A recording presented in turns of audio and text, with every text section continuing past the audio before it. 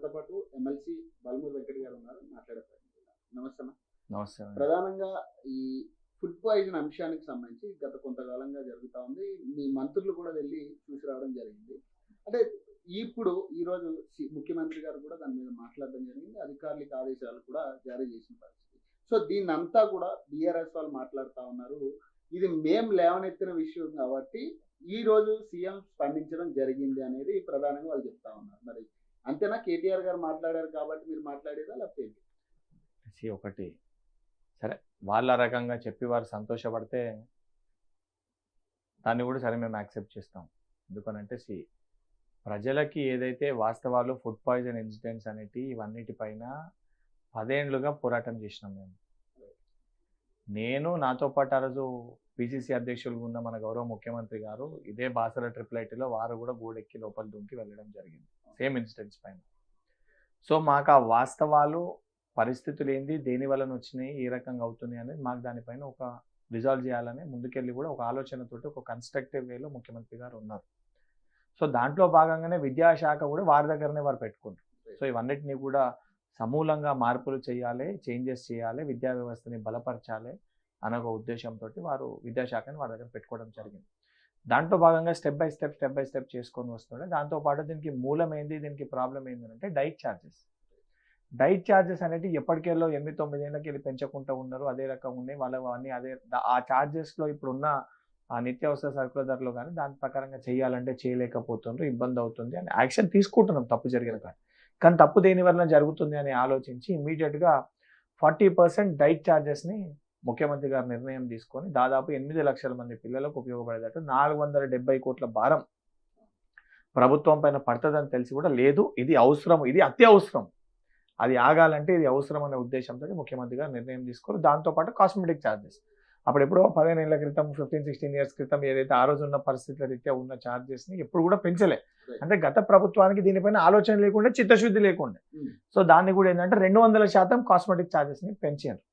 So ఇది మేము development చేద్దాం అనుకున్న దాంట్లో ప్రొసీజర్ ప్రకారంగా ఏదైతే ముఖ్యమంత్రి గారు తీసుకున్న ఒక నిర్ణయం ఇది ముందుకెళ్ళి కూడా ఉంది.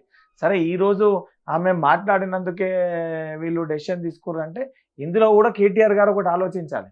గతంలో మేము ఎన్నిసార్లు మొత్తుకున్నాం బాసరా ట్రిపుల్ విషయంలో కానీ, లేదా సిద్దిపేట ఇన్సిడెంట్ అప్పుడు కానీ, మాదర్ హుజరాబాద్లో కమలాపూర్ ఫుడ్ పాయిజన్ ఇన్సిడెంట్ అయినప్పుడు కానీ, హైదరాబాద్లో మలక్పేటలో ఫుడ్ పాయిజన్ ఇన్సిడెంట్ అయినప్పుడు కానీ, లేదా సిరిసిల్లలో బాలికల హాస్టల్లో ఫుడ్ పాయిజన్ ఇన్సిడెంట్ అయినప్పుడు కానీ ఎప్పుడు కూడా వీళ్ళు ఎవరు స్పందించలే, ఆ రకమైన చర్యలు వాళ్ళు తీసుకోవాలి. గతంలో మేము చెప్పినప్పుడే వాళ్ళు చర్యలు తీసుకుంటే ఈరోజు ఈ పరిస్థితి ఏర్పడకపోతుండే.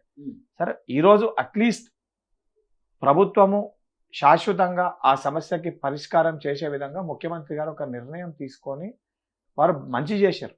ఆ నిర్ణయాన్ని స్వాగతించాల్సింది పోయి ఇప్పుడు గతంలో ఒక బోర్డ్ ఆఫ్ ఇంటర్మీడియట్ స్టూడెంట్స్ విషయంలో ఆ రోజు విద్యాశాఖ మంత్రి గారు సబితా ఇంద్రారెడ్డి గారు కోవిడ్ సమయంలో అందరి స్టూడెంట్స్ని పాస్ చేయమని చెప్పినాం. పాస్ చేయమన్నప్పుడు ముందు చేయమన్నారు.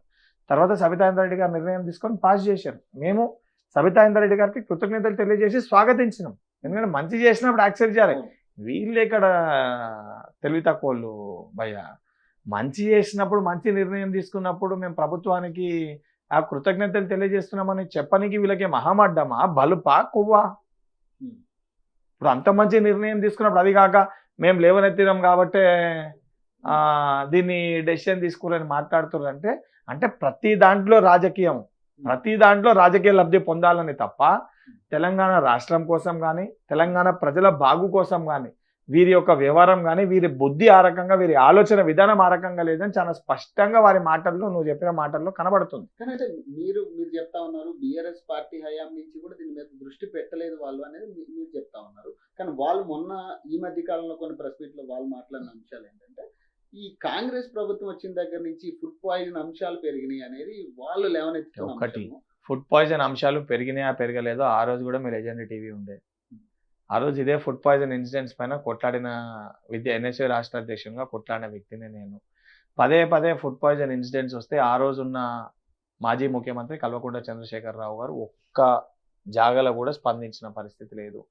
నిజంగా వాళ్ళకి ఆ చిత్తశుద్ధి, ఆ పరిస్థితి వాళ్ళకు ఉంటే వాళ్ళు గతంలో ఎన్నిసార్లు డైట్ ఛార్జీలు పెంచారో దానిపైన స్పష్టత ఇవ్వాలి, లేదా కాస్మెటిక్ ఛార్జెస్ పెంచలేదో దానిపైన స్పష్టత ఇవ్వాలి. వారు పెంచలేదు కాబట్టే కదా రేట్స్, అప్పుడున్న రేట్స్ అవే కంటిన్యూ అవుతున్నాయి. దానిపైన మాట్లాడకుండా ఏదో మాట్లాడాలని చెప్పి మాట్లాడితే సరే వాళ్ళకి తెలివి లేదు, అది మాకు కూడా తెలుసు.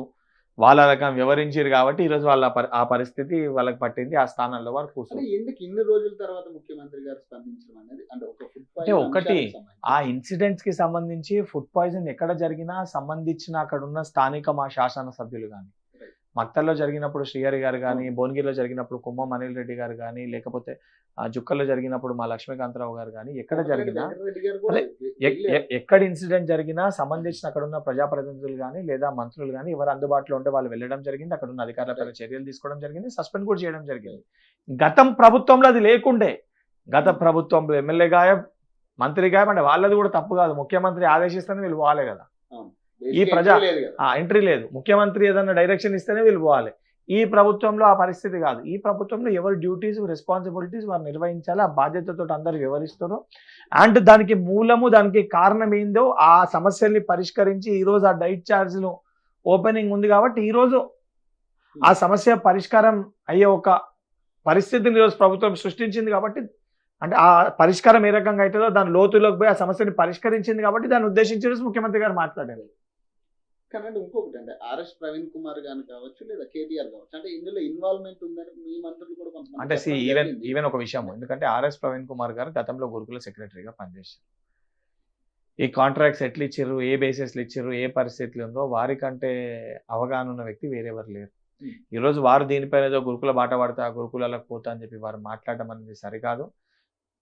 అండ్ బీఆర్ఎస్ పార్టీ నాయకులు కూడా ఎప్పుడు కూడా ప్రజల్ని కానీ ఎవరిని ఎట్లా ఏ రకంగా ఇబ్బంది పెట్టి సిస్టమ్ని మొత్తం అవుట్ ఆఫ్ కంట్రోల్ చేసి దాని రాజకీయ లబ్ధి పొందుదామనే ప్రయత్నము బీఆర్ఎస్కి గత టీఆర్ఎస్కి వీళ్ళకి ఇది అలవాటే. వాళ్ళు ఎప్పుడు ఇబ్బందులు పడరు. తెలంగాణ ఉద్యమ సమయంలో కూడా తెలంగాణ రాష్ట్రం కోసము వాళ్ళ కుటుంబ సభ్యులు కానీ వాళ్ళ కుటుంబంలో ఉన్న వాళ్ళు ఎవరు ఇబ్బంది పడలే. తెలంగాణలో ఆ రోజున యువకులు, విద్యార్థులు, ప్రజలు, గవర్నమెంట్ ఎంప్లాయీస్ అందరూ ఇబ్బంది పడ్డారు, అందరూ భాగస్వాములు. కానీ దాని ఫ్రూట్స్ తెలంగాణ రాష్ట్రం ఏర్పడ్డాక ఎవరు లబ్ధి చెందింది, ఎవరికి లాభం చేకూరింది అంటే తెలంగాణ పాట వాడిన అందశ్రీ గారిని గుర్తించలే, టీజీగా ఉన్నదాన్ని టీఎస్గా మార్చారు, వాళ్ళకి టీఆర్ఎస్కి టీఎస్ అది ఇస్తే అట్లుంటుందని చెప్పి టీఎస్గా చేశారు. తెలంగాణ తల్లి విగ్రహాన్ని వారు పెట్టలే. సరే వారు చెప్పే తెలంగాణ తల్లి విగ్రహాన్ని అధికారికంగా తెలంగాణ తల్లి విగ్రహం అని ఎక్కడ కూడా వారు పెట్టలే. బతుకమ్మ పండుగను కూడా ఎప్పుడు కూడా కవితమ్మనే బతుకమ్మ చేయాలని తప్ప ఎప్పుడు కూడా ఒక బీసీ మంత్రో లేకపోతే దానికి సంబంధించి ఒక ఎస్టీ మంత్రో లేకపోతే ఎవరన్నా ఇంకొక మహిళ ఎవరన్నా వాళ్ళతోటి ఈరోజు కూడా బతుకమ్మ కార్యక్రమాన్ని చేపించాలి, వాళ్ళ కుటుంబం వాళ్ళ ఇంట్లోకి వెళ్ళే కవితమ్మ అనే బతుకమ్మ చేయాలనే విధంగా వివరించిన ఒక పరిస్థితిని మనం తెలంగాణలో చూసినాం. కానీ అంటే వాళ్ళు ఇప్పుడు అదే తెలంగాణ తల్లి అంశాన్ని లేవనెత్తి అంటే బేసిక్గా వాళ్ళు ప్రతి చోట కూడా ప్రతి ప్రెస్ మీట్ లో కూడా వాళ్ళు మాట్లాడేది ఏంటంటే మేము చేసిన బతుకమ్మ ఏంటంటే కొంచెం దైవత్వం ఒత్తిపడేలా ఉంది, వాళ్ళు చేసే దాంట్లో బతుకమ్మ ఒకటి తెలంగాణ తల్లి ఆ తెలంగాణ బతుకమ్మ పేర్చుకున్నప్పుడు కొన్ని జాగాలలో మనం చిన్నగా చూస్తాము, కొన్ని జాగాలలో పెద్దగా చూస్తాము, కొన్ని జాగాలలో అంటే ఉన్న పరిస్థితి ప్రకారం బతుకమ్మని మనం సైజెస్ ప్రకారం చూస్తాం. బతుకమ్మని ఎట్లనో బోనాలు కూడా ఏ పండుగ చేయాలన్నా దాని ముందు బోనం ఎత్తుకొని పోతారు. సో అట్లా మన లంబాడా సోదరులకు వారు ఇంకొక రకమైన జాతర, నిజామాబాద్ పోతే ఇంకో రకమైన జాతర. సరే ఒక్కొక్క సంస్కృతి సాంప్రదాయాలు ఒక్కొక్క రకంగా ఉంటుంది. కానీ ఆ బతుకమ్మ కానీ బోనం కానీ ఏదన్నా ఎత్తే తల్లిలు ఏ రకంగా అయితే ఉంటారో, బతుకమ్మ ఎత్తే మన అమ్మ ఏ రకంగా ఉంటుందో అమ్మ రూపాన్ని ఏ రోజు రూపొందించి పెట్టినాం మనం. ఏదైతే సంబంధించి బోనం ఎత్తే మన అక్కే విధంగా ఉంటుందో ఆ రూపాన్ని ఈరోజు మనం రూపొందించుకున్నాం. దాన్ని ఆలోచించి ఆ రూపాన్ని ఈరోజు ఆ రూపం గురించి మాట్లాడుతారు అని అంటే వీళ్ళ ఒక వైఖరి ఏ రకంగా ఉందో చాలా స్పష్టంగా కనబడుతుంది. కానీ అంటే ఒక విషయం అంటే మొత్తం అంతా ఓకే, కానీ అంటే ఆ బతుకమ్మ అంశాన్ని మీకు అదే చెప్తున్నా. అంటే ఒకటి బతుకమ్మ బోనం ఇవన్నీ కూడా ఒక స్టాచ్యూలో మనము పెట్టాలి, అన్నీ కూడా తీసుకొని వచ్చి పెట్టాలనంటే అది సాధ్యం కాదు. కానీ అవన్నిటినీ మోసే రూపం ఏదైతే ఉంటుందో, మీరు గ్రామాలకి రండి, బతుకమ్మ మోసే మహిళలు ఎట్లుంటారు చూద్దాం, అట్లుంటారా? ఇప్పుడు మీరు నేను కూడా గ్రామాలకి వెళ్ళి వచ్చినాము. గ్రామాల్లో మనం పోయి మోసే మన అవ్వలు కానీ మన అమ్మలు కానీ లేదా మన అక్కలు కానీ మన చెల్లెలు కానీ ఆ మోసే బతుకమ్మ తల్లి రూపం ఏదైతే ఉంటుందో, బతుకమ్మ గౌరమ్మ ఏదైతే మనం అంటామో ఆ గౌరమ్మ రూపం కానీ ఆ అమ్మ రూపం కానీ ఈరోజు మనకు కనబడుతుంది. అది ఆ రూపాన్ని గురించి వీడు తప్పుగా మాట్లాడుతున్నానంటే నాకు నెత్తురు మసులుతుంది. ఏదైతే సంబంధించి నిజంగా ఒక తల్లి రూపాన్ని ఈరోజు మనం పెట్టుకొని ఆ తల్లి మనల్ని ఆశీర్వదించేటట్టు ఆ చేతును కూడా ఈరోజు వారు దాన్ని ఒక పార్టీ కంటగట్టి మాట్లాడుతుంటే సిగ్గుండాలి వాళ్ళకి. గౌతమ్ బుద్ధుని విగ్రహం పెట్టినప్పుడు ఆ రోజు ఎన్టీ రామారావు గారు గౌతమ్ బుద్ధుని విగ్రహం పెట్టారు. గౌతమ్ బుద్ధుని కూడా చేతి పెడతారు అంటే కాంగ్రెస్ పార్టీ అన్నట్ట. సాయిబాబా గారు కూడా చేతి ఇట్లనే పెడతారు. గణేశుని విగ్రహం చేతి కూడా ఇట్లనే ఉంటుంది దేవుంది. అనేకమైన దేవుళ్ళ చేతులు, అనేకమైన దేవతల చేతులు కూడా ఇట్లనే ఉంటుంది. అది ఆశీర్వాదానికి చిహ్నము. ప్రజలందరూ కూడా బడుగు బలైన వర్గాల ప్రజలందరూ కూడా ఏదైతే ఆశలు వారు ఒక కళలు ఏవైతే కంటారో ఆ కళలన్నింటినీ కూడా నేను ఆశీర్వదిస్తున్న బిడ్డ అని చెప్పి ఒక తల్లి మనకిచ్చే ధైర్యానికి సూచన ఆ ఒక చిహ్నము. దాన్ని కూడా పార్టీకి అంటగట్టి మాట్లాడుతున్నారంటే వీళ్ళు ఎంత అజ్ఞానులో, వీళ్ళు ఎంత తెలివిలేనులో, వీరి యొక్క వైఖరి ఏ రకంగా ఉందో యావత్ తెలంగాణ సమాజం కూడా ఈరోజు గమనిస్తుంది. అంటే నేను పర్సనల్గా ఒకటి అడుగుతాను. అంటే ఈ రోజు ఒక రౌండ్ టేబుల్ సమావేశం జరిగింది అంటే కవిత గారు అంటే ఇదే ఇష్యూ మీద ఏదైతే మీరు తెలంగాణ తల్లి చేతిలో బతుకమ్మ తీసినందుకు ఒక రౌండ్ టేబుల్ సమావేశం అన్ని సంఘాలని కలుపుకొని ఈ రోజు జాగృతి అని చెప్పి ఆమె కవిత గారు జాగృతి అదే ఆమె పెట్టడం జరిగింది. సో దీనికి సంబంధించి అంటే ఒక చర్చ దాదాపు ఒక 4 గంటల పాటు దీని మీద ఒక చర్చ జరిగింది. అంటే తెలంగాణ తల్లుల మీద ఎట్లా ఉండాలి తెలంగాణ తల్లి అనే అంశం మీద, ప్లస్ ఎలాగ దీన్ని అడ్డుకోవాలనే అంశం మీద వాళ్ళు చర్చించారు. సో దీని మీద కవిత గారు కూడా కొన్ని కామెంట్ చేశారు. అంటే అడ్డుకుంటాం ఖచ్చితంగా, దీనికి సంబంధించి ప్రతి పల్లెకి వెళ్తాము, దీనికి సంబంధించి ప్రతిదీ కూడా అడ్డుకుంటామని చెప్తా ఉన్నారు. మరి మీరేం చెప్పదలుచుకున్నారు?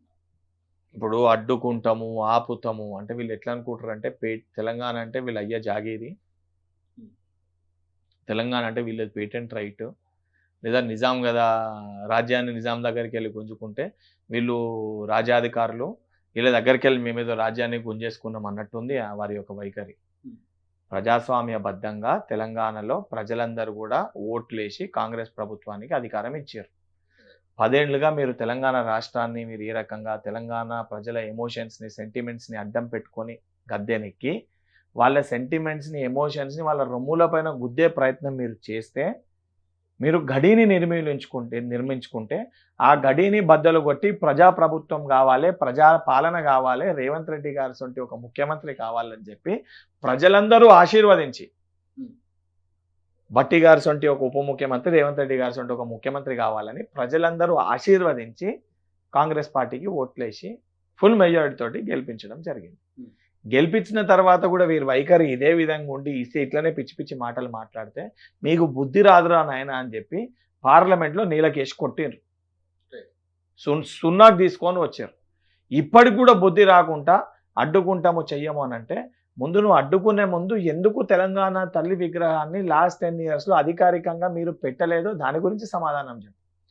ఎందుకు జయ జయ తెలంగాణ గీతాన్ని, అందశ్రీ గారు పాడిన గీతాన్ని ఎందుకు అధికార గీతంగా మీరు ప్రకటించలేదో దానిపైన ముందు సమాధానం చెప్పు.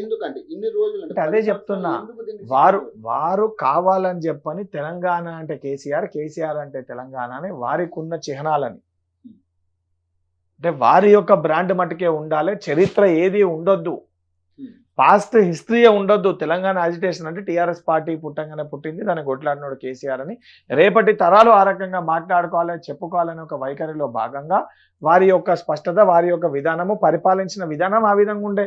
కేసీఆర్ ఒకటి కాదు కదా తెలంగాణ కోసం కొట్లాడింది, 1960s కెళ్ళి అజిటేషన్ ఉంది. ఇదే కేసీఆర్ ఇంత మాట్లాడతాడు.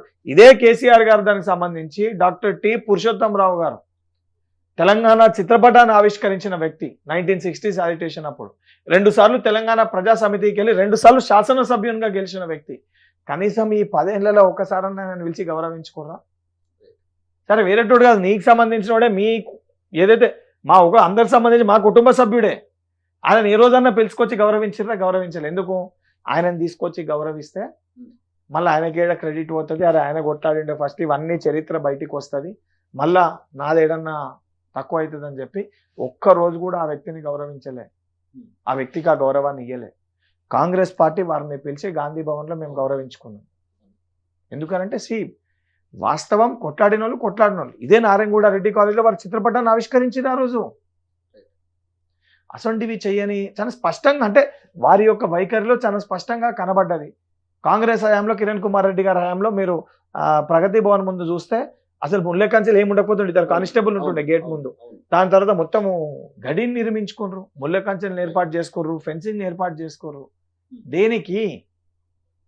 కానీ ఇవి నేనే యాక్సెప్ట్ చేస్తాను. అంటే బేసిక్గా ముళ్ళ కంచెల విషయంలో కావచ్చు, కంచెలు తొలగించిన విషయంలో కావచ్చు, కాంగ్రెస్ గవర్నమెంట్ అది సక్సెస్ అయింది అనుకుందాం.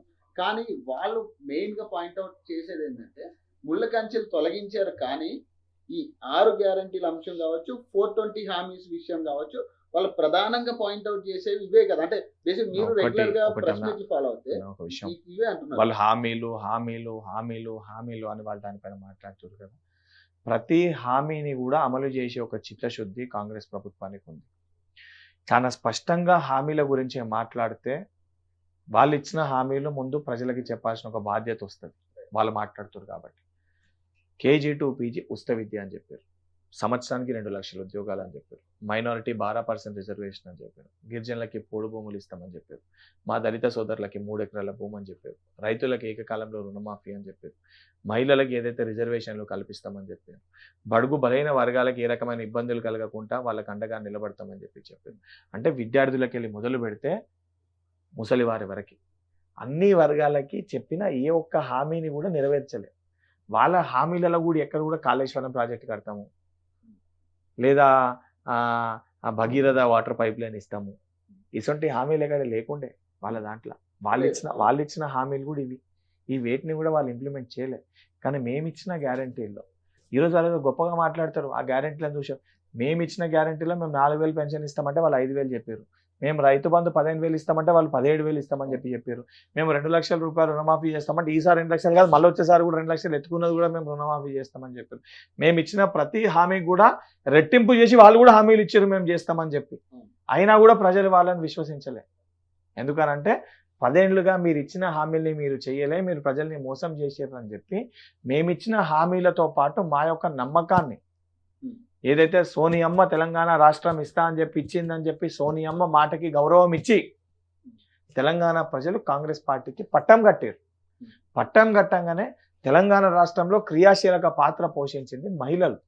తెలంగాణ ఉద్యమ సమయంలో కానీ ఎప్పుడన్నా కానీ ఆ మహిళలకి ప్రాధాన్యత కల్పిస్తూ మహిళలకు ఉచిత ఆర్టీసీ బస్ ఫెసిలిటీ కానీ, 200 యూనిట్ల లోపల ఉచిత కరెంటు కానీ, 500 రూపాయలకి గ్యాస్ సిలిండర్ కానీ, మహిళలకి 0 వడ్డీ రుణాలు కానీ, ప్రతి పేదనికి కూడా కలుండే విధంగా ఇంద్రమ్మ ఇల్లు, నియోజకవర్గానికి 3,500 ఇంద్రమ్మ ఇల్లు కానీ, అదేవిధంగా ఏదైతే విద్యార్థులకు చదువు అందించడానికి ఏదైతే 28 సంబంధించి ఇంటర్నేషనల్ తరహాలో 28 నియోజకవర్గాల్లో మొదటి ఫేజ్లో మోడల్ స్కూల్స్ కానీ, రెండో ఫేజ్లో 26 కానీ, మిగతా నియోజకవర్గాల్లో కూడా ప్రారంభించడం కానీ, విద్యార్థులు ఉద్యోగం వస్తుందని ఒక నమ్మకాన్ని కోల్పోయారు.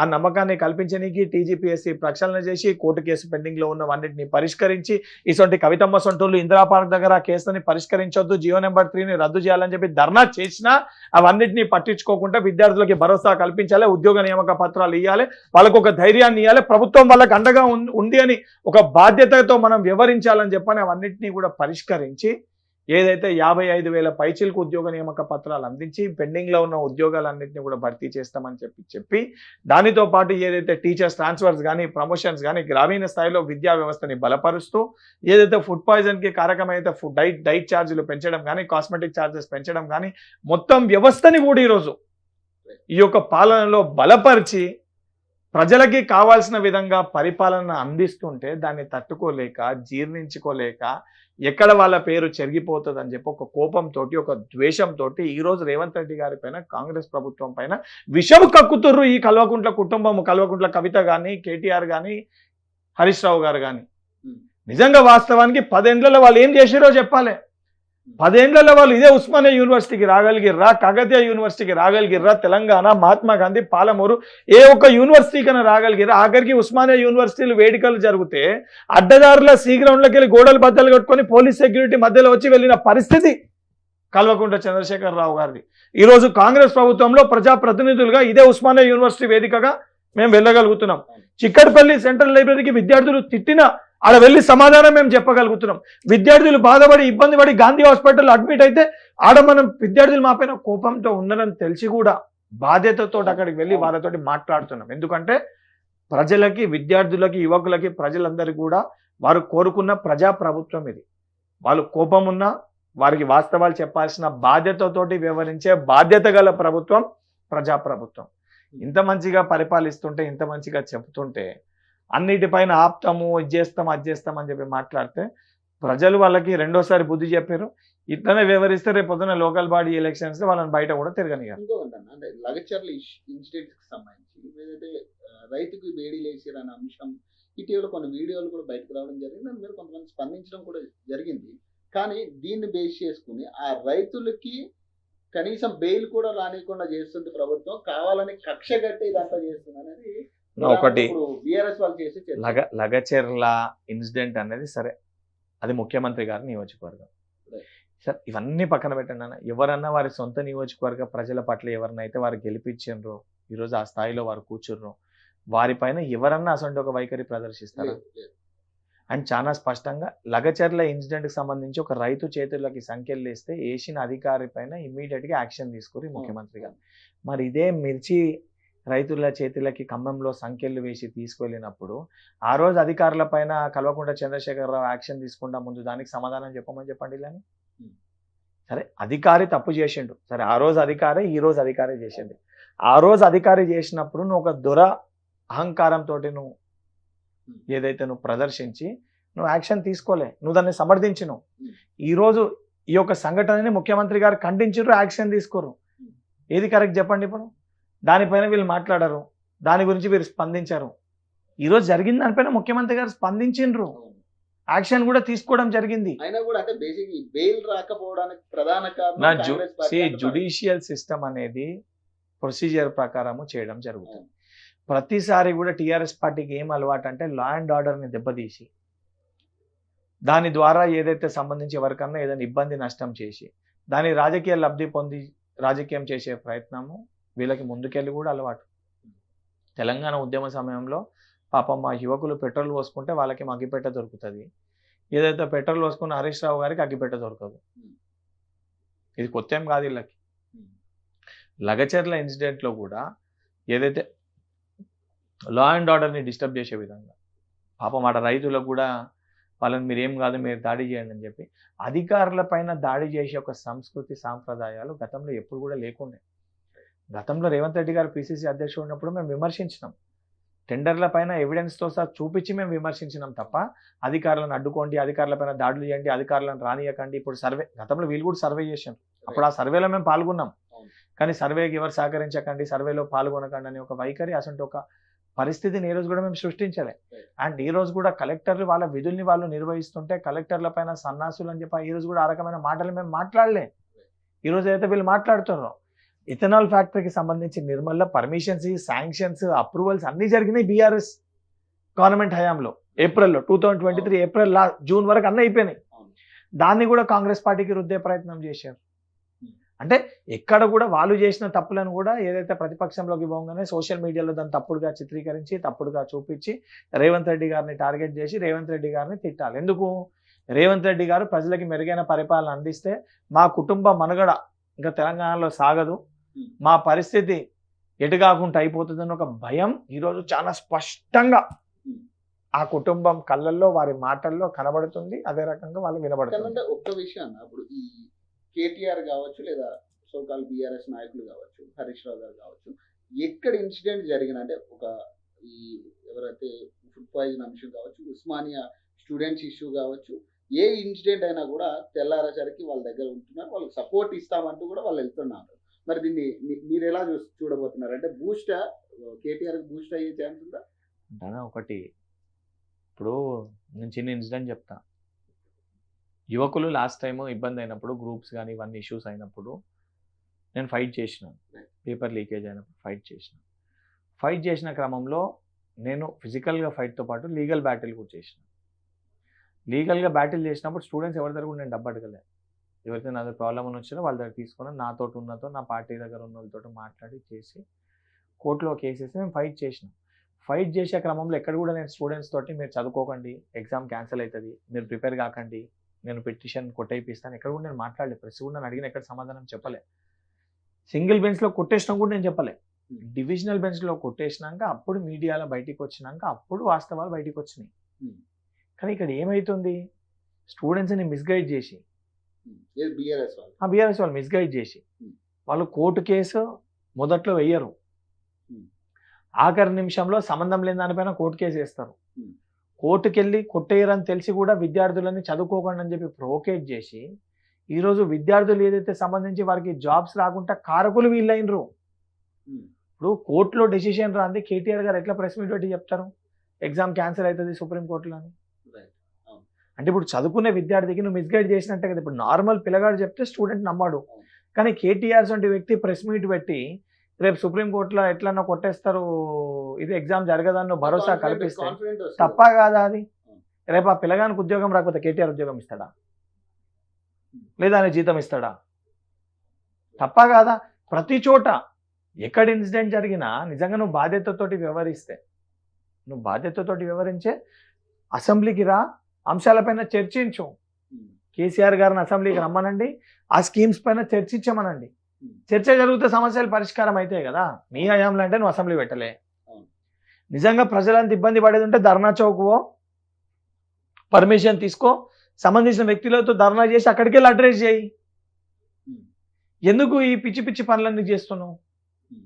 అరే ఒక సంవత్సరం కూడా నువ్వు ప్రతిపక్షంలో ఎందుకు ఉండలేకపోతున్నావు? ఇంకోటి, నువ్వు కన్స్ట్రక్టివ్ వేలో ప్రజలకు ఉపయోగపడే విధంగా కేసీఆర్ గారు ఏ డెసిషన్స్ అంటే ఏ రకమైన నిర్ణయాలు ప్రభుత్వ దృష్టికి తీసుకొని వచ్చినా దాన్ని స్వాగతిస్తామని చెప్పి మేము చెప్పినాం. ఇప్పుడు గతంలో మీరు దళిత బంధు విషయం అప్పుడు బట్టి గారిని ప్రగతి భవన్కి ఇన్వైట్ చేశారు, మేము వెళ్ళినాం, మా నాయకులు ఆ రోజు వెళ్ళినరు. ఈరోజు మీరు రండి, ఏమైనా అంశాలు దానిపైన చర్చకి రండి అంటే ఎందుకు వస్తలేరు? అంటే వస్తే డిస్కస్ చేసే ఛాన్స్ ఉందా? అరే రమ్మని మేము ఆహ్వానిస్తున్నాము 100%. ఇప్పుడు తెలంగాణ రాష్ట్ర అభివృద్ధి కోసము ఉపయోగపడే అంశాలు 80,000 పుస్తకాలు చదివి జ్ఞానం ఉన్న అంత పెద్ద మేధావి వారు వచ్చి ఏ అంశాలు మా దృష్టికి తీసుకొని వచ్చినా అది తెలంగాణ రాష్ట్రానికి ఉపయోగపడితే తప్పనిసరిగా వాటన్నిటిని కూడా పరిగణలోకి తీసుకొని వాటిని ఇంప్లిమెంట్ చేస్తామని చెప్పి స్వయంగా మా ముఖ్యమంత్రి గారే అనేక ప్రెస్ మీట్లో మాట్లాడడం జరిగింది. ఓపెన్ ప్రెస్ మీట్లో చెప్పారు. మరి మాట్లాడినాక కూడా వారు వస్తలేరంటే ప్రతిపక్ష పార్టీగా నీకేముండాలి? ప్రజల సమస్యలు ఏమైనా మా దృష్టికి రాకపోతే నీ దృష్టికి వస్తే వాటిని నువ్వు వచ్చి కొట్లాడి ఎండ్ ఆఫ్ ది డే పరిష్కరించనీకే కదా. ఫస్ట్ స్టేజ్ ఆఫ్ ప్రొటెస్ట్ ఏముంటుంది? రిప్రజెంటేషన్ ఇచ్చినాక సెకండ్ రిప్రజెంటేషన్ పై అధికారికి ఇస్తావు, థర్డ్ స్టేజ్ మంత్రికి రిప్రజెంటేషన్ ఇస్తావు, ముగ్గురు పట్టించుకోకపోతే 4వ స్టేజ్లో ప్రొటెస్ట్ చేస్తావు. ఈ రిప్రజెంటేషన్ పాయింట్ గతంలో మనకి ఇవ్వకపోతే మనం ప్రొటెస్ట్ చేసినాం, మనకు అవకాశం ఇవ్వలేదు. సెక్రటేరియట్ ఎంట్రీ లేదు, ప్రగతి భవన్ ఎంట్రీ లేదు, మంత్రులు కలవకపోతుండే, ఎమ్మెల్యేలు కలవకపోతుండే, అందుకు ప్రొటెస్ట్ చేస్తుండే, ప్రొటెస్ట్ను కూడా అడ్డుకుంటుండే. కానీ ఈరోజు నువ్వు ప్రజాభవన్లో నీకు రిప్రజెంటేషన్ ఇవ్వనీకు ఉంది, సెక్రటేరియట్లో నీకు రిప్రజెంటేషన్ నీకు ఉంది, సీఎం గారి దగ్గర మంత్రుల దగ్గర నీకు రిప్రజెంటేషన్ ఇవ్వనీకు ఉంది, సీఎం గారి దగ్గర నీకు రిప్రజెంటేషన్ ఇవ్వనీకు ఉంది. ఎక్కడన్నా ఒక రిప్రజెంటేషన్ అని ఇచ్చిర్రా? అంటే సమస్యల్ని పరిష్కరించాలనే చిత్తశుద్ధి వీళ్ళకి లేదు. సమస్య రాగానే ఆ సమస్యను ఏ రకంగా పెద్దగా చేయాలి, దాని ద్వారా ఎట్లా రాజకీయ లబ్ధి పొందాలనే తప్ప తెలంగాణ ప్రజల శ్రేయస్సు కోసమో బాగు కోసమో కృషి చేద్దామనే ఒక ఆలోచననే వీళ్ళకి లేదు. ఆ విధానము తప్పు అని మేము మాట్లాడుతున్నాము, ఆ పద్ధతి తప్పు అని మేము మాట్లాడుతున్నాము. అంటే గత కొన్ని సంవత్సరాలుగా జరుగుతుందంటే దాదాపు మీరు అంటే రేవంత్ రెడ్డి గారు టీపీసీసీగా ఉన్నప్పటి నుంచి జరుగుతూ ఉంది కేటీఆర్ గారిని అరెస్ట్ చేయాలనే అంశం. సో ఇటీవల గవర్నర్ గారి ఆమోదం కూడా మీకు వచ్చినట్టుగా తెలుస్తూ ఉంది. మరి కేటీఆర్ గారు అరెస్ట్ ఉండే ఛాన్స్ ఉందా? అంటే మీరేం చెప్పగలరు? ఒకటి, కక్షపూరితంగా ఎవరినైనా లోపల పెట్టాలనంటే వాళ్ళ లెక్క మేము లోపల పెట్టాము. కానీ ప్రొసీజర్ ప్రకారం, సిస్టమ్ ప్రకారంగా అది ఇరిగేషన్ కానీ, కాళేశ్వరం స్కామ్ కానీ, ఈ రేసింగ్ స్కామ్ కానీ, లేకపోతే ఇతర సంబంధించి రంగారెడ్డి పరిధిలో భూముల స్కామ్ కానీ, ఏ స్కాములు వీళ్ళు చేసిండ్రు, ఏ వ్యక్తులు చేసినారు, కేటీఆర్ కానీ, హరీష్ రావు గారు కానీ, కవిత గారు కానీ, కేసీఆర్ గారు కానీ, ఎవరన్నా కానీ, ఎలక్ట్రిసిటీ దానిపైన కానీ, ఇవన్నిటిపైన ప్రొసీజర్ ప్రకారం ఆ సంబంధించిన డిపార్ట్మెంట్స్ యాజ్ పర్ రూల్ ఏవైతున్నాయో ప్రొసీజర్ ప్రకారం ఎంక్వైరీ జరుగుతుంది. యాజ్ పర్ ప్రొసీజర్ ఏదైతే రూల్ ఉంటుందో ఆ సిస్టమ్ ప్రకారము చర్యలు అనేటివి తప్పనిసరిగా తీసుకోవడం జరుగుతుంది. అది ఆ సంబంధించిన డిపార్ట్మెంట్ వాళ్ళు దానిపైన మాట్లాడతారు. వీళ్ళ లెక్క గతంలో కేసీఆర్ గారి లెక్క ఎవరైనా లోపల పెట్టాలంటే ఇలా బల్మూర్ వెంకటని లోపల అంటే ఏం దొరికినా దొరకకపోయినా ఏదో ఒకటి పేపర్లు అడగలుగా రెడీ అని టాస్క్ ఫోర్స్ టీమ్ తోటి, north zone task force team తోటి రాధాకిషన్ రావు గారికి చెప్పు, కింద ఒక ఆరుగురితో వెంకటని ఎత్తుకోండి అనే ఒక పరిస్థితి ప్రజాప్రభుత్వంలో లేదు. మీరు అంటారు కదా, వాళ్ళు పదే పదే ఎక్కడన్నా మాట్లాడగలుగుతున్నా, కవిత గారు రౌండ్ టేబుల్ పెట్టుకోగలిగినా, కేటీఆర్ గారు పోయి మహబాద్లో కానీ, లేదా ఆదిలాబాద్లో కానీ, లేదా ఈ ఆంబోతు సొంటి కౌశిక్ రెడ్డి గారు పోలీస్ స్టేషన్లో పోయి కానీ, లేదా కమలాపూర్లో కానీ, ఇట్లా రోడ్డు పైకి వచ్చి వీళ్ళు ఏది పడుతుంది మాట్లాడగలుగుతారంటే ప్రజాస్వామ్యంలో ప్రతిపక్షం కూడా ఉండాలి. అప్పుడే ఇది ప్రజాస్వామ్యం అని మేము దాన్ని గౌరవిస్తున్నాం కాబట్టే ఇవి బయట మీకు కనబడుతున్నాయి. కానీ ఇంకొక విషయం అంటే కౌశిక్ రెడ్డి గారి అంశం వచ్చింది అంటే ఈ రోజు ఆయన కాంగ్రెస్ నాయకులందరూ కూడా ఒక వార్నింగ్ ఇవ్వడం జరిగింది. ఏంటంటే కేటీఆర్ గారి మీద చెయ్యి వేస్తే ఖచ్చితంగా మరో తెలంగాణ ఉద్యమం కంటే మించిన ఉద్యమం చూపిస్తామని. ఫస్ట్ థింగ్ కౌశిక్ అంత సీన్ లేదు భయ. ఫస్ట్ థింగ్ కౌశిక్ అనేటోనికి ఒక చరిత్ర లేదు, అనుకో క్యారెక్టర్ లేదు. కౌశిక్ అనేటోడు ఫస్ట్ రాజకీయంలోకి వచ్చినప్పుడు వైఎస్ఆర్సీపీకి వెళ్ళి వచ్చాడు. ఇదే జై తెలంగాణ అన్నోళ్ళ పైన ఆ రోజు జగన్ వచ్చినప్పుడు రాళ్ళు రుబ్బిండు వరంగల్లో. మహబాద్ దగ్గరికి జగన్ వచ్చినప్పుడు రాళ్ళు రుబ్బితే ఇదే హుజరాబాద్ నియోజకవర్గంలో ఉన్న ఏదైతే ఆ రోజున్న టీఆర్ఎస్ పార్టీ కార్యకర్తలకి, విద్యార్థి నాయకులకి కాళ్ళు ఎరిగినాయి, హాస్పిటల్ పాలైనరు. ఇదే వరంగల్ కాకతీయ హాస్పిటల్లో అడ్మిట్ అయినరు. దాని తర్వాత వాడు సరే మా ఉత్తమన తమ్ముని లెక్క యువకుని లెక్క సరే ఒక క్రికెటర్ లెక్క వస్తే మేమందరం నాసంటూళ్ళం అనేక మంది స్వాగతించి సరే పోనీ అని చెప్పి అప్పుడు మాకు టికెట్ రాకపోయినా కూడా సరే పోనీ పాపం కష్టపడతాడు యువకునికి టికెట్ రావాలని చెప్పి మేమందరం ప్రతిపాదించి హుజరాబాద్లో నీకు టికెట్ ఇప్పించినాము. టికెట్ ఇప్పిస్తే అక్కడ ఉన్న కార్యకర్తలందరూ కూడా గౌరవించి పార్టీ నిర్ణయానికి కట్టుబడి ఆయనకి 50,000 పైన ఓట్లు వచ్చే విధంగా ఆ రోజు కృషి చేసి కష్టపడ్డారు. వాళ్ళందరూ రొమ్ము పైన గుద్ది ఆఖరి నిమిషంలో పార్టీకి మోసం చేసి ఇక్కడ విషయాలు అక్కడే చెప్పి కోవట్టు లెక్క వివరించి మా ఉత్తమన్నని మోసం చేసి మా పార్టీని మోసం చేసి ఆ పార్టీలో పోయి సొర్రిండు. ఆ పార్టీలో వచ్చిన తర్వాత వాడు కోవర్టో కాదు, వానికి ఇచ్చిన ఎమ్మెల్సీ విధానము పద్ధతి ప్రకారంగా స్పష్టంగా కనబడ్డది.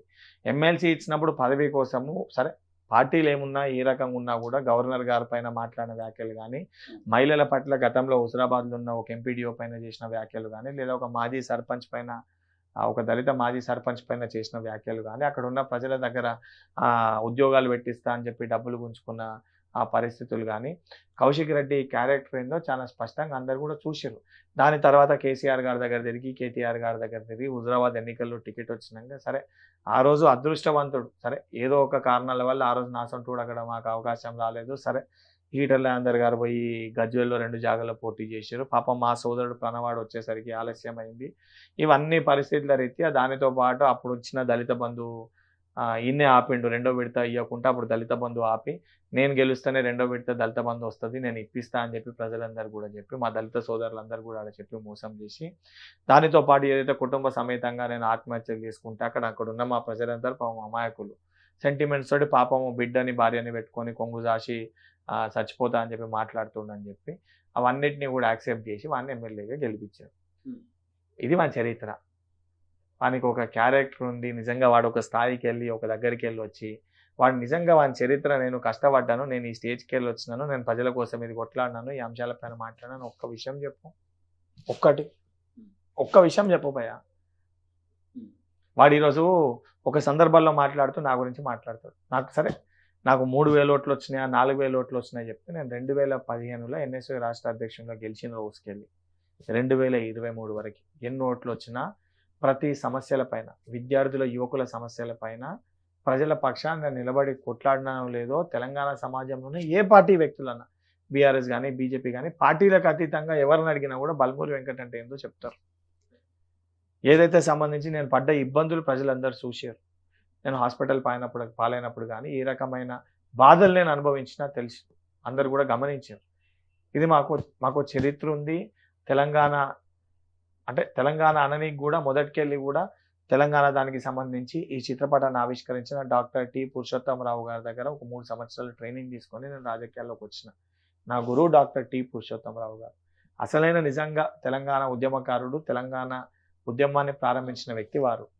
వారిని గురువు లెక్క భావించి వారి శిష్యుని లెక్క నేను రాజకీయాల్లోకి వచ్చిన. దీనికి ఏముంది? అసలు టోటల్ రేపొద్దున బయటికి వచ్చి అడ్డుకుంటాము ఆపుతాము అని చెప్పి ఎవరి కోసము? కేటీఆర్ కోసం. ఎవరు కేటీఆర్? ఎవరు? వాళ్ళ నాయన కోదండరామ్ గారు వీళ్ళందరూ కొట్లాడుతున్నప్పుడు KCR is also part of the movement, 100% is a part of the movement. వాళ్ళ నాయన తెలంగాణ రాష్ట్రం కోసం కృషి చేసి కష్టపడి పాపం సరే వారికి ఉన్న స్థాయిలో ఆ జేఏసీ పరిధిలో అందరితో పాటు ఉన్న మెయిన్ ఒక 5-6 మెంబర్స్తో వారు కూడా కొట్లాడిండ్రు, చేసిండ్రు. సరే ఆ రోజు పొలిటికల్గా వారు ఉన్నారు. వారికి దానికి సంబంధించి వారి యొక్క పేరు చెప్పుకొని రాజకీయాల్లోకి ఆ రోజు కేకే మహేందర్ రెడ్డి గారిని పాపము సుదీర్ఘంగా టీఆర్ఎస్ పార్టీలో ఉండి ఎవరైతే టికెట్ ఇచ్చి గెలవాల్సిన కేకే మహేందర్ రెడ్డి గారి టికెట్ గుంజుకొని ఈజీ ప్లేస్ ఏదో చూసి బీఆర్ఎస్కి సిరిసిల్ల టికెట్ పైన గెలిచిన వ్యక్తి కేటీఆర్ గారు. అటువంటి వ్యక్తి ఏదైతే సంబంధించి స్కామ్ చేసి ఒక కొత్త స్కీమ్ తీసుకొచ్చి దాని పేరు పైన స్కామ్ చేసి ఆ డబ్బుని దోచుకున్నాడు అని చెప్పి ఆధారాలు బయటికి వస్తే ఆయన లోపలేస్తారు అని చెప్పని ఏదన్నా ఈ విషయాలు బయటికి వస్తే ఊకోము తెలంగాణ అగ్నిగుండం అయిపోతుంది అని చెప్పి నీకే ఆయన లోపలేస్తేనే అగ్నిగుండం అయిపోతుంది నీకే అంత కోపం వస్తే తెలంగాణ రాష్ట్ర అభివృద్ధి కోసము తెలంగాణ కోసము ప్రజల కోసము విద్యార్థుల కోసము ఎముకలు ఇరగొట్టుకొని దెబ్బలు తిని జైలు పాలయ్యి కేసులు అనుభవించి ప్రాణాలు పోయినా పర్లేదు తెలంగాణ రాష్ట్ర అభివృద్ధి ముఖ్యమని చెప్పి కొట్లాడిన నాసొంటోళ్ళు కాంగ్రెస్ పార్టీలో వందల సంఖ్యలో ఉన్నారు. ఆ పిచ్చోడు ఒకటి రోడ్ ఎక్కితే మరి నాసొంటోళ్ళు 100 మంది రోడ్ ఎక్కితే పరిస్థితి ఏ విధంగా ఉంటుందో మరి ఆ పిచ్చోడు బయటకు వచ్చే పరిస్థితి ఉంటుందా, ఇంట్లోకి పోయి తలుపు పెట్టుకొని దాచుకునే పరిస్థితి ఉంటుందా మీరు ఆలోచించరు. ప్రధానంగా అంటే ఈ నిన్న ఈ అల్లు అర్జున్కి సంబంధించి జరిగిన ఇష్యూకి సంబంధించి మీరే స్పందించి ఒక వీడియో మాట్లాడడం జరిగింది. అంటే కొంతమంది మీలాంటి వాళ్ళు మాట్లాడడం కానీ లేదా సీఎం రేవంత్ రెడ్డి గారు దాని మీద స్పందించిన విధానం కావచ్చు, దీని మీద కొంత చర్చ జరుగుతూ ఉంది. ప్రధానంగా ఈ కాంగ్రెస్ పార్టీ ఎక్కువ ఇన్వాల్వ్మెంట్ ఉంది ఇందులో. ప్రధానంగా అంటే బీఆర్ఎస్ వాళ్ళు చేసే చర్చ ఏంటంటే ఈ పేరు మర్చిపోవడం అనే ఈ అంశాన్ని ఏదైతే ఉందో దాన్ని ముందు పెట్టి కావాలని ఇది ఈగోతో చేయిస్తా. ఒక విషయం ఒక స్టేట్ కూడా చెప్తా, ముఖ్యమంత్రి గారు ఉన్న స్థాయిలో నేను దగ్గరికి వెళ్ళి చూస్తే వారు ఫస్ట్ థింగ్ వారు సోషల్ మీడియానే ఫాలో గారు. అంటే ఈ వీడియోస్ ఇన్స్టాగ్రామ్ ఇవన్నీ రెగ్యులర్గా ఫాలో అయ్యేంత టైం వరకు ఉండదు. ఎందుకంటే వారి ఫోకస్ అంతా తెలంగాణ రాష్ట్ర అభివృద్ధి పైన, ఏ రకమైన సంక్షేమ పనులు చేయాలి, ఏ రకమైన ఇన్వెస్ట్మెంట్స్ ఏ రకంగా తీసుకురావాలి, ఏ రకంగా తెలంగాణ స్టేట్ని డెవలప్ చేయాలి అనే ఒక విజన్ తోటి ఉన్న లీడర్ రేవంత్ రెడ్డి గారు. అండ్ ఈ ప్రొసీజర్ సిస్టమ్ అనేది జనరల్ ఎవరికైనా నీకన్నా నాకన్నా ఎవరికైనా సేమ్ ప్రొసీజర్ ఉంటుంది. సేమ్ ప్రొసీజర్ సిస్టమ్ ప్రకారం ఏదైతే సంబంధించి పోలీస్ వారి యొక్క డ్యూటీస్ని వారు నిర్వహించిన క్రమంలో సరే అల్లు అర్జున్ గారు సంబంధించి ఆ బెనిఫిట్ షోకి పర్మిషన్ ఇచ్చింది కూడా కాంగ్రెస్ గవర్నమెంటే అఫీషియల్గా పర్మిషన్ ఇచ్చింది. సరే వీళ్ళు ఇంటిమేషన్ లెటర్ ఇచ్చినా పోలీస్ డిపార్ట్మెంట్ పర్మిషన్ ఇవ్వలేదు, రానికి యాక్సెప్ట్ చేయలేదని. రానికి పర్మిషన్ లేదు, వీళ్ళు ఇంటిమేషన్ ఇచ్చిండ్రు but permission was not approved from the police department అడిగి రానికి. కానీ మరి వాళ్ళు పర్మిషన్ ఉంది అని చెప్పి పర్మిషన్ లేదు ఇంటిమేషన్ ఇచ్చారు వాళ్ళు, పర్మిషన్ రాలే. అయినా కూడా అక్కడ అల్లు అర్జున్ గారు వచ్చిండ్రు. సరే ఇంటెన్షనల్గా అల్లు అర్జున్ గారు వల్ల జరిగిన తప్పు జరిగిన, అన్ఇంటెన్షనల్గా జరిగిన, ఇంటెన్షనల్గా జరిగిన తప్పు మన వల్ల జరిగినప్పుడు ఆ సంబంధించిన యాక్షన్ అనేది డిపార్ట్మెంట్ తీసుకుంటుంది. అది జనరల్ లా, అది సిస్టమ్ ఎవరికన్నా ఒకటే. యాజ్ పర్ ప్రొసీజర్ ఆ పాపం ఆ మహిళ చనిపోయినప్పుడు ఈరోజు ఆ బిడ్డ ఏదైతే రేపు పొద్దున ఆ బిడ్డ కోలుకొని మా అమ్మేదని అడిగితే ఆ బిడ్డకి ఎవరు సమాధానం చెప్తారు? ఆ కండోలెన్స్ కానీ ఆ విషయం పైన ఎవరు కూడా వీరు స్పందించలేదు ఇప్పటివరకు. ఆ విషయాన్ని గురించి కూడా ఎవరు మాట్లాడలే, ఎవరు పరామర్శించలే, ఎవరు ఆ విషయం పైన స్పందించలే. ఈరోజు అల్లు అర్జున్ గారిని ఏదైతే పోలీస్ డ్యూటీ ప్రకారము వారి యొక్క డ్యూటీ ప్రకారం వారు ఏదైతే ఆ డ్యూటీని నిర్వహిస్తే దానికి ఎందుకు ఎంత పెద్ద ఇష్యూ చేస్తారు? ఇప్పుడు అల్లు అర్జున్ గారి పైన లేకపోతే ఆ సంబంధించిన ఆ కుటుంబం పైన ఫిలిం ఇండస్ట్రీ పైన మాకు వ్యక్తిగత పంచాయతీలు ఏం లేవు కదా. వ్యక్తిగత పంచాయతీలు ఉంటే నీకు బెనిఫిట్ షోకి పర్మిషన్ ఇయ్యరు. అండ్ చాలా స్పష్టంగా నిన్న ముఖ్యమంత్రి గారు కూడా చెప్పారు, అల్లు అర్జున్ గారి వైఫ్ అదేవిధంగా వాళ్ళ మామ కాంగ్రెస్ పార్టీ సభ్యుడు. సభ్యుడు అంటే మీరు ఇంట్లో ఒకటి ఆలోచించాలి, కాంగ్రెస్ పార్టీ సభ్యుడు ఉన్నా కూడా ప్రొసీజర్ సిస్టమ్ ఎవరికి ఏముంటుంది అదే రకంగా ఉంటే అదే రకంగా వ్యవహరించాలి. అదే ప్రజా పరిపాలన కదా, ఆ పరిపాలన ఆ రకంగా అందిస్తాడు. ఇంకోటి అల్లు అర్జున్ గారు కూడా బయటకు వచ్చాను స్పష్టంగా మాట్లాడినరు. వారు కూడా ఏం చెప్పారు, everyone is same in law, ముందు అందరూ జ్యుడిషియల్ ముందు అందరూ సమానమే, 100% నేను లాని గౌరవిస్తా, పోలీస్ ఇన్వెస్టిగేషన్కి నేను సపోర్ట్ చేస్తా, 100% ఏది ఉన్నా కూడా డ్యూ ప్రొసీజర్ నేను ఫాలో అవుతానని చెప్పి వారే యాక్సెప్ట్ చేశారు. వీళ్ళకి ఏం నొప్పి? ప్రచారం మొత్తం ఏమైతుందంటే ఆ పేరు మర్చిపోవడం.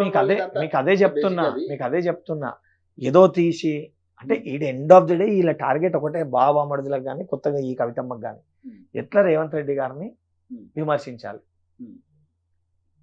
రేవంత్ రెడ్డి గారి పైన ఎట్లా బురద చల్లాలి. ఎందుకు మేము చేయలేని దాన్ని చేసేస్తుండు, రేపు పొద్దున మా మనగడు ఉండదు, తెలంగాణ రాష్ట్రాన్ని మొత్తం అభివృద్ధి చేస్తే మేము చేయలేకపోయినా మా బాపు పేరు పోతుంది, మా పేరు పోతుంది, అందరి పేరు పోతుంది అనే ఒక భయంతో వారు వేస్తున్న వేషాలు ఇవన్నీ, దొంగ నాటకాలు ఇవన్నీ. వాళ్ళు నిజంగా ఏదైనా చెప్పాలనుకుంటే 10 ఏళ్ళుగా మేము ఇది చేసినాము ఇట్లా చేసినాం అని చెప్పి తర్వాత ఇవన్నీ మాట్లాడమని చెప్పండి. కానీ అంటే ఇలాంటి పెద్ద ఇన్సిడెంట్ ఏదైనా అవుతుంటే సీఎం రేవంత్ రెడ్డి గారు ఢిల్లీకి పోతున్నారు అనేది ఒక చర్చ జరుగుతుంది. బ్రదర్ ఒకటి ఢిల్లీ పోవడం అనేది రేవంత్ రెడ్డి గారు ఢిల్లీ వెళ్తుండ్రు, ఢిల్లీ వెళ్ళి మాట్లాడుతున్నారు అంటే ఆడ సెంట్రల్ మినిస్టర్స్ తోటి తెలంగాణ రాష్ట్రానికి కావాల్సిన ఫండ్స్ కానీ అవన్నీ తీసుకురావడానికి చాలా స్పష్టంగా మనకు కనబడుతున్నాయి. రిప్రజెంటేషన్స్ కానీ పార్లమెంట్ సెషన్ అయినప్పుడు ఎంపీస్ తోటి వెళ్ళి కలవడం జరుగుతుంది. తెలంగాణ రాష్ట్రం కోసము నిధులు ఇవ్వాల్సిన బాధ్యత కేంద్రం పైన ఉంటుంది, వెళ్ళి తెచ్చుకోవాల్సిన బాధ్యత రాష్ట్ర ప్రభుత్వం పైన ఉంటుంది. అది బీజేపీ కేంద్రంలో ఉంది, మేము కాంగ్రెస్ ప్రభుత్వం మేము పోయి నిధులు తెచ్చుకోమని అంటే మనం ఇస్తున్నాం కాబట్టి మనం తిరిగి అడుగుతున్నాము, మనకి ఇవి కావాలని మనకు హక్కు ఉంది, ఆ హక్కుని పోయి అడిగి తెచ్చుకుంటున్నాము. దాన్ని కూడా విమర్శలు పాలు చేసి ఇప్పుడు వారు దానికంటే ముందే ఆడికి వెళ్ళిండ్రు. కోఇన్సిడెన్స్ గా జరిగిన దాన్ని కూడా ఇన్సిడెంట్స్ గా చిత్రీకరించాలనుకుంటే 100 మాట్లాడగలుగుతారు. ఇప్పుడు నేను కూడా చెప్పగలుగుతాను, మన కేటీఆర్ గారు ఎడుకో బయటికి పోయినరు, ఎవరితోటో తిరగనీకి పోయారా, నేను కూడా ఒక గాసిప్ క్రియేట్ చేయగలుగుతాను. ఇప్పుడు ఆధారాలు లేకుండా మాట్లాడాలనుకుంటే 100 మాట్లాడగలుగుతాం. కేసీఆర్ గారికి పడతలేదు, కేటీఆర్ గారు రాణిస్తలేరు ఫార్మ్ హౌస్గా, నేను కూడా చెప్పగలుగుతాను. అంటే గాసిప్ పుట్టియాలంటే నరం లేని నాలుకకి ఏదన్నా మాట్లాడగలుగుతాం. హరీష్ రావు గారు కేటీఆర్ గారు తనుకూరంట ఫార్మ్ హౌస్లో, అందుకే కేసీఆర్ గారు ఇద్దరిని రాణిస్తలేదని నేను కూడా చెప్పగలుగుతాను. నిజమైపోతుందా? కానీ ఫైనల్ క్వశ్చన్ అన్న, అంటే బేసిక్గా మీరు ఒక స్టూడెంట్ యూనియన్ ప్రెసిడెంట్ నుంచి అక్కడి నుంచి స్టార్ట్ అయిన మీ జర్నీకి సంబంధించి ఇటీవల జరుగుతున్న గ్రూప్ 1 గ్రూప్ 2 సంబంధించి ఇన్సిడెంట్స్ సంబంధించి నేను దగ్గరగా ఫాలో అయ్యాను కాబట్టి చెప్తున్నా. అంటే మీ మీద చాలా వ్యతిరేకత అంటే తీసుకొచ్చారా, వచ్చిందా, లేదా కావాలని బల్మూరి వెంకట్ని టార్గెట్ చేసి ఇవన్నీ జరుగుతాయి? అంటే ఒకటి 2 విషయాలు, 2 ఆస్పెక్ట్స్ ఉంటాయి. బల్మూరి వెంకట్ అనేటోడు అరే ఈరోజు ఈ స్టేజ్కి వచ్చేసిందిలే అని చెప్పి ఈర్ష్యతోటి అసూయతోటి చేసే వ్యక్తులు కొంతమంది ఉంటారు. అండ్ ఇంటెన్షనల్గా ఎవరికైతే పబ్లిక్లో కొంచెం క్రెడిబిలిటీ ఉంటుందో ఆ క్రెడిబిలిటీని దెబ్బతీసే ప్రయత్నం ఆబ్వియస్గా అపోజిషన్ పార్టీస్ చేస్తాయి. సో ఆబ్వియస్గా స్టూడెంట్స్ అండ్ యూత్ ఇష్యూస్ వచ్చినప్పుడు క్రియాశీలక పాత్ర పోషించిన వ్యక్తిని నేను డ్యూరింగ్ అపోజిషన్. సో ఆబ్వియస్గా స్టూడెంట్స్కి నేను ఏదున్నా కూడా చాలా స్పష్టంగా వివరిస్తాను. వాళ్ళు ఇప్పటి కూడా నన్ను వచ్చి కలిసిన గ్రూప్ 2 పోస్ట్పోన్మెంట్ అప్పుడు కూడా పంతాలకు పోకుండా గాంధీ హాస్పిటల్ ఉన్నప్పుడు కూడా వస్తున్నా ట్విట్టర్లో పెట్టి వస్తున్నా అని చెప్పి చికట్పల్లి సెంట్రల్ లైబ్రరీ కానీ గతంలో అశోక్ సార్ దీక్ష చేసినప్పుడు కానీ నేను వెళ్ళినాను. ఎక్కడ కూడా నేను భయపడే వ్యక్తిని కదా, వెళ్తే ఏమవుతుంది, కొడతారేమో, అరే దాడులు అవుతుందేమో, అరే వాళ్ళకి రైట్ ఉంది, నేను వాళ్ళ మధ్యలోకి వచ్చిన వ్యక్తిని. వెళ్తున్నారు బేసిక్గా మీరు వెళ్ళిన దాన్ని చూపించారు. అదే చెప్తున్నా, ఏంటంటే మీరు వెళ్ళినా కూడా అది నెగిటివ్ వేలోనే చూపించే ఒకటి. ఇప్పుడు అదే మీకు చెప్తున్నాను, ఆ క్రెడిబిలిటీని దెబ్బతీయాలని చెప్పి కొన్ని సోషల్ మీడియా ఛానల్స్లో వెంకట్ క్రెడిబిలిటీని దెబ్బతీయాలని చెప్పి ఉద్దేశపూర్వకంగా చేసే ప్రయత్నం చేస్తారు. నేను చేసింది ఏంది, ఇప్పుడు ఎక్కడన్నా సమస్య ఉంది, సమస్య ఉన్నప్పుడు నేను వాటిని పరిష్కరించలేదా, నేను అందుబాటులో ఉన్ననా లేదా, నా దగ్గరికి విద్యార్థులు వస్తే నేను ఏ రకంగా ప్రవర్తిస్తా, మీరు కూడా దగ్గరికి 2 గంటలకి వెళ్ళి ఉన్నారు, ఎంతమంది విద్యార్థులు నన్ను ఎన్ని సమస్యలపైన వచ్చి కలుస్తున్నారు, నేను ప్రజల మధ్యలో ఉన్నానా లేకపోతే ఎవరికి అందుబాటులో లేకుంటున్నానా, మీ కళ్ళకు కట్టినట్టు మీకే కనబడ్డది. సో ప్రజల సమస్యలు మనం పరిష్కరిస్తున్నప్పుడు క్రెడిబిలిటీ ఉన్న లీడర్స్ని టార్గెట్ చేయడము ప్రతిపక్షాలకి అది ప్రొసీజర్. బల్మూరి వెంకట్ అనే తోడు మీద అంటే కక్ష ఎందుకు అనేది ఎవరికన్నా ఉంటుంది. ఇప్పుడు వాళ్ళ అధికారాన్ని కోల్పోనికి ఒక క్రియాశీలక పాత్ర పోషించినని నేను, ఎందుకంటే ఉద్యమము అంత పైకి లేవనికి కారణము ఆ రోజు group 1 exam second time cancel అవుతుందని ఎవరు ఎక్స్పెక్ట్ కూడా చేయలే. బయోమెట్రిక్ పెట్టకుండా కొంతమంది స్టూడెంట్స్ వచ్చి అడిగినారు, అడిగితే పిటిషన్ వేసినాము, సింగిల్ బెంచ్లో కొట్టేసినప్పుడు జూలైకి వెళ్ళి స్టార్ట్ అయిన ఒకటి సెప్టెంబర్లో మనకి డివిజనల్ బెంచ్లో జడ్జిమెంట్ వచ్చింది. ఒక్కసారి సెప్టెంబర్లో డివిజనల్ బెంచ్ ఎగ్జామ్ని క్యాన్సిల్ చేసినాక ఆడ క్యాన్సిల్ అయినాక గ్రూప్ 2 పోస్ట్పోన్మెంట్ పైన కూడా ఆర్డర్ వస్తుందని భయపడి అప్పుడు ర్యాలీ స్టార్ట్ అయింది, టెంపో క్రియేట్ అయింది. సో ఆ టెంపో క్రియేట్ చేయడంలో ఆ రోజు ఒక బాసర ట్రిపుల్ ఇన్సిడెంట్ కూడా అది చాలా చిన్న ఇష్యూ అని ఎగతాళిగా సబితానంద రెడ్డి గారు మాట్లాడాను. తర్వాత నేను వెళ్ళి గోడెక్కి దుంకంగానే అది తెలంగాణ రాష్ట్ర వ్యాప్తంగా పెద్ద ఇష్యూ అయిపోయింది. తర్వాత కేటీఆర్ గారు అక్కడ పోయి మాట్లాడే పరిస్థితి ఏర్పడ్డది. దాని తర్వాత ఫుడ్ పాయిజన్ ఇన్సిడెంట్ పైన హరీష్ రావు గారి సిద్దిపేట వెళ్ళే ప్రయత్నం చేస్తే నా పైన దాడి చేస్తే నేను ఇదే యశోద హాస్పిటల్ గాంధీ, దాని తర్వాత యశోద హాస్పిటల్ అడ్మిట్ చేసే పరిస్థితి కానీ అట్లా జేఎన్టీయూ ఏదైతే సంబంధించి క్రెడిట్స్ ఎగ్జామ్షన్ పైన కానీ, board of intermediate Globarena issue పైన కానివ్వండి, బోర్డ్ ఆఫ్ ఇంటర్మీడియట్ ప్రమోషన్స్ పైన కానివ్వండి, ఉస్మానియా యూనివర్సిటీ హాస్టల్స్లో వెసులుబాట్లు బాగలేవు, సౌకర్యాలు బాగలేవు అన్న అంశాలు కానివ్వండి. అంటే లాస్ట్ 10 yearsలో there are several incidents students and యూత్వి. ఇది రాష్ట్ర వ్యాప్తంగా ఆ బీజేపీ బీఆర్ఎస్ కలిసి ఆ 10th class Harish paper leakage కానీ, ఇవన్నీ అంశాలను ఆ రోజు పెద్ద ఎత్తున రాష్ట్ర వ్యాప్త ఆందోళన లెక్క అయినాయి. ఇవన్నిటికీ ఆ రోజు క్రియాశీలకంగా అటు ఫిజికల్గా కానీ లీగల్గా కానీ అన్ని విధాలుగా కొట్లాడిన వ్యక్తి ఎవరంటే అంటే స్టూడెంట్స్ పక్షాన ఇప్పటికీ ఏ భేటీలు వచ్చినా కూడా బల్మూరు వెంకట్ 100% పక్షాన నిలబడతారు. 100% నిలబడతాను. 100% విద్యార్థుల సమస్యలు ఏమున్నాయి అవి నా దృష్టికి తీసుకొని వస్తే నేను వాటి పరిష్కారానికే సంబంధించిన ప్రిన్సిపల్ సెక్రటరీస్ దగ్గరికి కానీ, అధికారుల దగ్గర కానీ, మంత్రుల దగ్గర కానీ ఎప్పటికప్పుడు తీసుకొని వెళ్ళి మాట్లాడిపోయడం జరుగుతుంది. దానితో పాటు బాసరా IIIT కూడా ఆ రోజు జరిగిన ఇన్సిడెంట్ కూడా నిన్న మంత్రి గారితో కూడా మాట్లాడి, నిన్న మంత్రి గారితో కూడా బాసరా IIIT కూడా వెళ్ళి ఆడ ఏం ఇష్యూస్ ఉన్నాయి, ఏమున్నాయి అవన్నీ కూడా స్టూడెంట్స్ తోటి ఇంటరాక్ట్ అయ్యి కనుక్కొని అవన్నిటిని కూడా రిజాల్వ్ చేయడానికి మంత్రి గారికి కూడా చెప్పడం జరిగింది. కొన్ని అంశాలు ఇంకేవైతే ఉన్నాయో అవి నోట్ డౌన్ చేసుకొచ్చినా ముఖ్యమంత్రి గారి దృష్టి కూడా తీసుకొని వెళ్తాను. ఒకటి ఆ రోజున్న పరిస్థితి రీత్యా as an NSY state president నాకున్న limitations students and youth issues. ఈ రోజు నేను ఒక ఎమ్మెల్సీగా ఫర్ ఎగ్జాంపుల్ ఈరోజు అనిపిస్తుంది అన్న ఎక్కడో ఇన్సిడెంట్ అయితే నేను ఎందుకు వస్తలేవు అని. ఇప్పుడు భువనగిరిలో ఇన్సిడెంట్ అయినప్పుడు నేను యాజ్ అన్ ఎమ్మెల్సీ నేను హైదరాబాద్ ఆప్ట్ చేసుకున్నాను. నేను యాజ్ ఎమ్మెల్సీ నేను భువనగిరి వెళ్ళినాను అనుకోండి, ప్రొసీజర్ ప్రకారం నాకున్న ప్రోటోకాల్ ప్రకారం నేను అక్కడికి వెళ్ళి, ఎందుకంటే అక్కడ ఉన్న మా స్థానిక శాసనసభ్యులతోనే మాట్లాడగలుగుతాను. అన్న ఏమైందన్నా వెళ్ళండి అన్న అని చెప్పి నేను రిక్వెస్ట్ చేయగలుగుతాను. ఆడ ఏమేమి అవుతుందో రెగ్యులర్గా మానిటర్ చేసి అదే సంబంధించి సీఎం ఆఫీస్కి కానీ సీఎం గారి దృష్టికి కానీ వెళ్ళి దానిపైన రిఫార్మ్స్ తీసుకురాగలుగుతాను. ఎనీవేర్ ఇన్ ద ఇన్సిడెంట్ ఎక్కడైతే నేను వెళ్ళగలుగుతానో మంత్రి గారు కొంచెం రండి అని చెప్పి మంత్రి గారు కొంచెం సాన్నిధ్యం ఉండి మంత్రి గారికి అవకాశం ఇస్తే, నిన్న కదా బాసరా IIITకి అక్క నేను వస్తాను అని చెప్పని అక్కడ నేను అడిగి నిన్న బాసరా IIITకి సీతక్క గారితో కూడా జిల్లా మంత్రి గారితో నేను వెళ్ళడం జరిగింది. ఇవాళ అధికారికంగా డైట్ ఛార్జ్కి సంబంధించి ఎమ్మెల్సీగా నాకు అఫీషియల్గా పోచంపల్లిలో ఒక బీసీ హాస్టల్స్కి సంబంధించి నాకు ఈరోజు అఫీషియల్గా నన్ను అక్కడ పంపించారు. వెళ్ళినప్పుడు అక్కడ ఉన్న స్టూడెంట్స్ మధ్యలో కూర్చున్నాను, ఇంటరాక్ట్ అయినాను, ఇష్యూస్ ఏందో తెలుసుకున్నాను, టీచర్స్కి అడిగినాను ఇంకేమేమి కావాలో తెలుసుకున్నాను, అవన్నీ కూడా నోట్ చేసుకున్నాను. ఆ నోట్ చేసుకున్న అంశాలన్నీ కూడా సీఎం దృష్టికి నేను పంపించినాను. మనం అపోజిషన్లో ఉన్నప్పుడు కొట్లాడేటప్పుడు ప్రతి చోట మనం కనబడగలుగుతాం, ఎందుకంటే అప్పుడు లిమిటేషన్స్ కానీ జ్యూరిడిక్షన్స్ కానీ ఏముండయి, ఎక్కడ రిస్ట్రిక్షన్స్ ఏముండయి, ఏడేమున్నా వెళ్ళగలుగుతాను. అది as student leader. As an MLC మీరు అఫీషియల్గా వచ్చినప్పుడు అక్కడ ఉన్న అధికారులని లేకపోతే అక్కడ ఉన్న మా శాసన సభ్యులు కానీ శాసన మండలి సభ్యులు కానీ మాకున్న ప్రజాప్రతినిధులతో మాట్లాడి వాళ్ళని ఫస్ట్ వెళ్ళగలుగుతాం, వాళ్ళని వెళ్ళండి అని చెప్పగలుగుతాం. ఒకటి అదేమో సమస్యల్ని మనం లేవనైతే ఒక సిస్టమ్, ఇది ఆ లేవనెత్తిన సమస్యలన్నీ పరిష్కరించగలిగే ఒక బాధ్యత. సమస్యలు ఎప్పుడు లేవనెత్తుతూనే కాదు, ఆ లేవనెత్తిన సమస్యల్ని పరిష్కరిస్తేనే మజా వస్తుంది. ఇప్పుడు ఆ లేవనెత్తిన ప్రతి సమస్యను కూడా పరిష్కరించి నిజంగా అక్కడ ఉన్న విద్యార్థులు ప్రజలందరూ కూడా అబ్బా మాకు ఇష్యూ రిజాల్వ్ అయిందని అంటే 100% హ్యాపీగా ఉంటాను.